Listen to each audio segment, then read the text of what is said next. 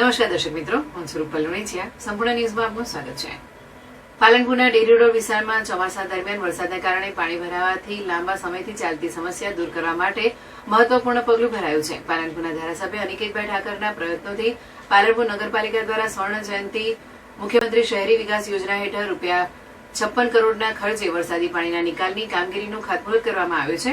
આ યોજના હેઠળ ડેરી રોડ વિસ્તારમાં ભરાતું વરસાદી પાણી પાઇપલાઇન મારફતે ગોબરી તળાવમાં નાખવામાં આવશે. યોજના પૂર્ણ થયા બાદ સ્થાનિક રહીશો તેમજ આસપાસની શાળાના વિદ્યાર્થીઓને ચોમાસામાં વરસાદી પાણીની સમસ્યામાંથી રાહત છુટકારો મળશે. આ કામગીરીનું ખાતમુહૂર્ત થતાં સ્થાનિક લોકોમાં ખુશીનો માહોલ જોવા મળ્યો હતો.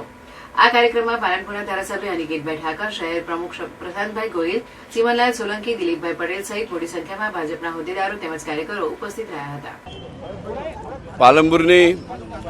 પાલનપુર શહેરની એક વર્ષો જૂની સમસ્યા છે વરસાદી પાણી.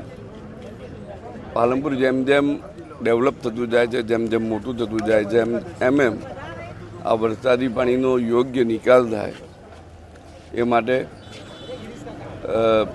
ગુજરાત સરકાર દ્વારા 56 કરોડ જેટલો મોટી રકમનો એક પ્રોજેક્ટ મંજૂર કરી અને આજે એનો કાર્યનો શુભારંભ કરવામાં આવ્યો.